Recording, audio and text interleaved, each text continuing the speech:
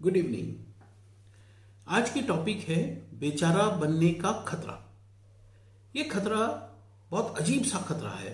हमें पता भी नहीं चलता, हम अपने हिसाब से ठीक ही कर रहे होते हैं और हमको ये खतरा घेरता जाता है। ये बात मेरे ध्यान में आज करीबन 2 साल पहले आई। हमारे एक रिलेटिव हैं, हमने उनको हमेशा से बरसों से हमने देखा वो जरा दुखी से या जरा परेशान से ही रहते थे और चूंकि वो वैसा थे इसलिए थोड़ी एक सिंपैथी भी थी उनके प्रति। तो कभी महीने में 2 महीने में हम उनके यहाँ हो आया करते थे। करीबन 2 साल पहले मुझे ये समस्या उनमें बहुत ज्यादा फ्लेयर अप लगी, बहुत बड़ी हुई लगी। अब वो मुझसे भी बात नहीं करना चाहते थे क्योंकि जब भी मैं उनसे मिलता था तो अच्छी अच्छी बातें, पॉजिटिव बातें करता था और मुझे अचानक से लगा कि वो मुझे अवॉइड कर रहे हैं। तब मुझे ख्याल आया कि कुछ गड़बड़ तो है और मैंने उनके बेटे से कहा कि देखो, मेरा एक दोस्त है, वो साइकोलॉजिस्ट है और मुझे लगता है कि अब अंकल को हमको एक बार साइकोलॉजिस्ट को कंसल्ट करना चाहिए। खुदा न खास्ता बेटे के दिमाग में ये बात जच गई और हम उनको लेके उस साइकोलॉजिस्ट मेरे दोस्त के पास हम गए और 5-7 सिटिंग के बाद मैं उस अपने दोस्त से एक बार मिला। मैंने उससे कहा कि भाई ये मामला क्या है, आखिर में ये क्या हो क्या रहा है, ऐसी तो कोई प्रॉब्लम मैंने इनके सामने कभी देखी नहीं। तो उसने मुझे कुछ ऐसे तथ्य बताए जो सचमुच शेयर करने लायक है और अगर हम उनको समझें तो हम अपने आप को इस खतरे से बचा सकते हैं। मेरे दोस्त ने मुझसे पूछा कि अच्छा एक बात बता, जब भी तू उनसे मिलता है तो तू उनसे कैसी बातें करता है। मैंने कहा मैं उनसे अच्छी बातें करता हूँ, पॉजिटिव बातें करता हूँ। वो जरा परेशान रहते हैं तो मैं उनकी परेशानी को स्क्रूटनी करना चाहता हूँ, छान कर उनको दिखाना चाहता हूँ कि ऐसी कोई बात नहीं है और अगर कोई परेशानी मुझे नजर आती है तो मैं उसका समाधान उनको बताना चाहता हूं। मेरे दोस्त ने कहा कि बस यही प्रॉब्लम है, तेरा इस तरीके से पॉजिटिव बोलना उनको रास नहीं आता है और वो इसीलिए तुझे अवॉइड करते हैं, अदरवाइज और कोई बात नहीं है। मेरे लिए ये बड़ा अचंभा था कि जब मैं अच्छी बात करता हूं, उनके फायदे की बात करता हूं, तो फिर वो मुझे अवॉइड क्यों करते हैं।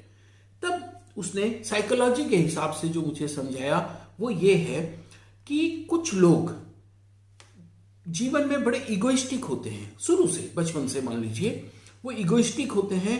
वो कोई भी क्राउड में सेंटर ऑफ अट्रैक्शन बनना चाहते हैं। उनको अच्छा लगता है कि लोग उनको पूछे, उनका इंपॉर्टेंस हो, वो खुद को सिग्निफिकेंट फील करना चाहते हैं। ठीक। और कभी कभी ऐसा होता है कि जीवन में प्रैक्टिकली वो ऐसा कुछ इंपॉर्टेंट कर नहीं सकते जिससे उनको सिग्निफिकेंस मिले, इंपॉर्टेंस मिले, ऐसा कुछ हो नहीं पाता है उनसे। या कभी कभी ऐसा होता है कि उनकी एक्सपेक्टेशन अपने प्रति इतनी हाई होती है कि पता नहीं मैं क्या तुरम खा हूं। जब प्रैक्टिकल लाइफ में ऐसा नहीं हो पाता है तो वो बहुत कूड़ते हैं अंदर अंदर, उनको बहुत बुरा लगता है और तब उनका दिमाग क्या करता है, अभी सर्वाइवल चाहिए, दिमाग को सर्वाइवल चाहिए। दिमाग अपने आप को बचाने के लिए क्या करता है, अपनी कमियों को, अपनी असफलताओं को वो छुपा लेता है और दिमाग जितनी भी असफलताएं हैं, जितनी भी खुद की कमियां हैं, वो किसी दूसरे के सिर पे मढ़ना शुरू कर देता है। ऐसे ही मेरे जो संबंधी हैं उनकी एक आदत पड़ गई, वो हर बात में किसी न किसी को दोष दे देते। वो इवन अपने भाइयों को दोष दे देते, अपने रिलेटिव्स को दोष दे देते, समाज को, सरकार को, इवन अपने माता पिताओं को जो कि बरसों पहले गुजर गए उनको तक दोष दे देते। उन्होंने ऐसा किया इसलिए मैं ऐसा हो गया। ऐसा वो करने लगे थे और ये टेंडेंसी उनकी बढ़ती जा रही थी। उनको सिर्फ और सिर्फ नेगेटिव चाहिए था। वो खुद को विक्टिमाइज्ड, खुद को सताया हुआ, खुद को माने ठगा हुआ वो महसूस करके ना उनको ऐसा लगता था जैसे उनको बड़ा सुकून मिलता है।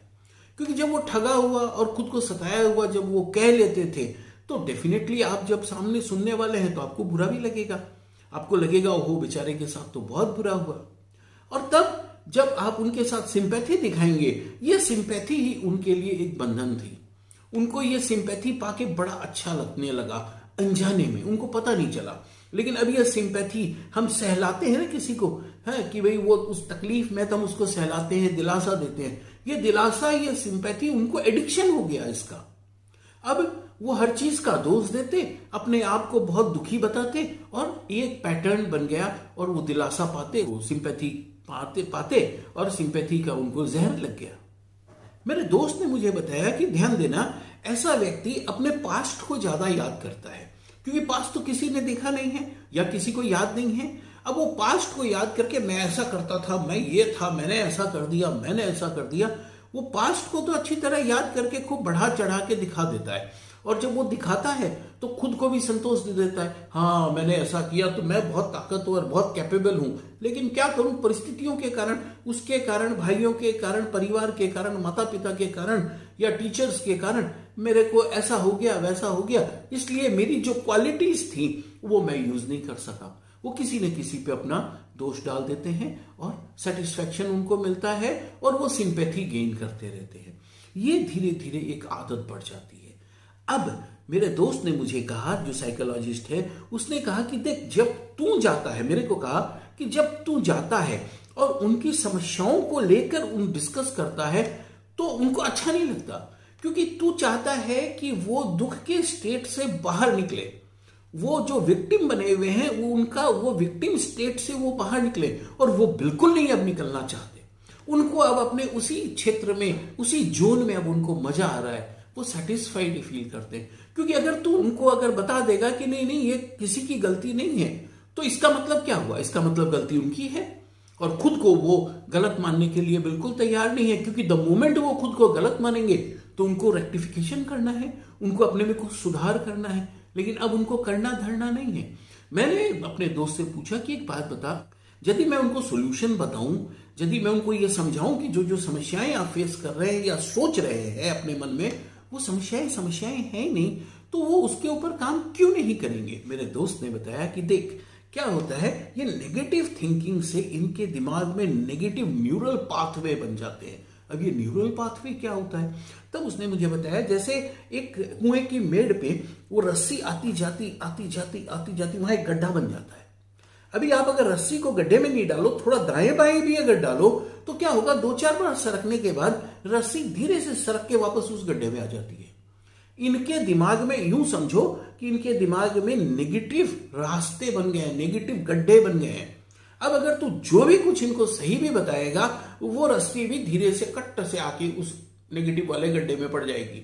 अब जो भी पॉजिटिव बताया, ये उसमें से वही नेगेटिव निकालने लगेंगे। नहीं निकाल सका तो तुझे उठा के घर से बाहर खेल देंगे, और आइंदा तुझे अवॉइड करेंगे, तुझसे बात नहीं करना चाहेंगे, क्योंकि वो अब कंफर्टेबल जोन में चले गए। और देखिए, अक्सर ऐसा होता है, अक्सर जो हम नुक्कड़ टॉक्स कहते हैं ना, नुक्कड़ गॉसिप, कि हम 5 लोग मिल गए, बैठ गए और बस ऐसे ही गपिया रहे हैं, उसमें जा आप देखिए, ध्यान दीजिए आप, जनरली हम यही करते हैं।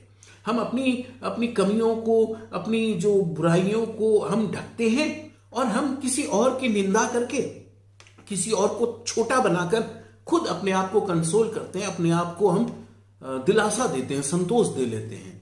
उससे अल्टीमेटली क्या होता है, हमारा अपना ग्रोथ रुक जाता है, क्योंकि हम तो मन में सेटिस्फाई होएंगे, हम तो तुरंत कहाँ है जी। तो किसी की निंदा के पीछे भी यही साइकोलॉजी काम करती है कि हम तो ऊपर उठ नहीं सकते, सामने वाले को नीचा गिरा दो।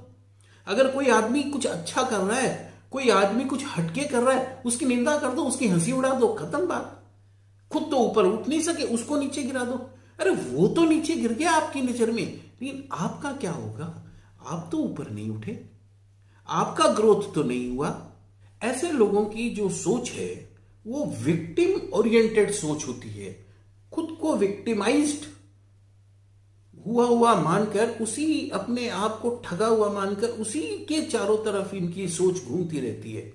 इनकी सोच अपनी प्रॉब्लम्स को ऑब्जेक्टिवली देख नहीं पाती कि मेरी समस्याएं आखिर में है क्या, और उस समस्याओं का एक्चुअल में समाधान क्या है, ये वो देख नहीं पाते, क्योंकि उनकी कोई कॉन्क्रीट समस्या नहीं होती। उनकी समस्या एक्चुअली उनके ईगो से जन्म ली हुई होती है।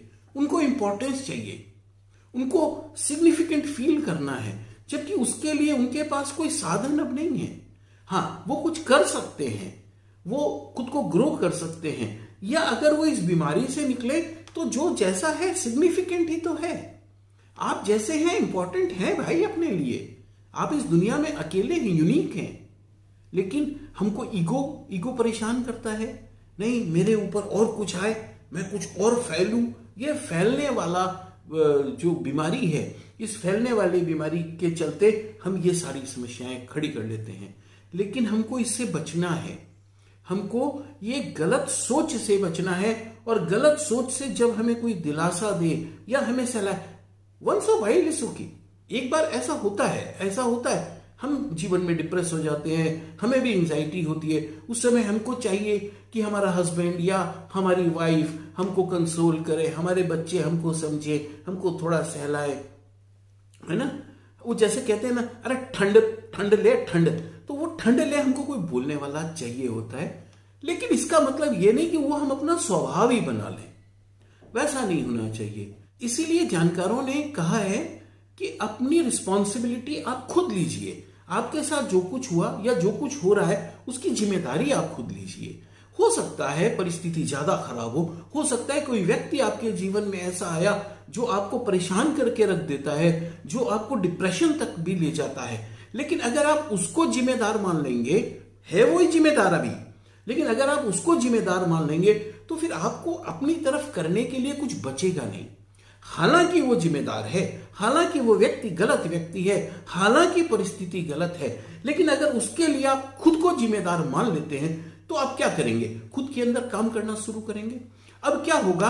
परिस्थिति तो अनचेंजेबल है, मान लीजिए वो व्यक्ति ऐसा है जो अनचेंजेबल है, तब आप अपने ऊपर जब काम करेंगे तो आप अपने आप को एडजस्टेबल मानेंगे कि yes, adjustment can be made here, यहां चेंज हो सकता है। तो हम यहां चेंज करेंगे ना, उस परिस्थिति, उस व्यक्ति के अनुसार हम अपने आप को फिर चेंज करना शुरू कर देंगे। अल्टीमेटली हम सॉल्यूशन ओरिएंटेड थिंकिंग की तरफ जाने लगेंगे और कोई ना कोई रास्ता जरूर निकल आएगा। ऐसा नहीं है कि कोई रास्ता ही नहीं होता है, लेकिन अगर हम स्टक हो जाते हैं और हम बेचारे बनने की लाइन पे चल पड़ते हैं तब तो फिर बहुत खतरा है। फिर हम बेचारे बनने लगेंगे, हमको कोई ना कोई आके सहलाता रहेगा, सिंपैथी देता रहेगा, हम सेटिस्फाई होते रहेंगे और फिर वही सिलसिला चालू हो जाता है। इसलिए बेचारा होने से बचिए, वरना लोग हमसे बचने लगेंगे। Thank you.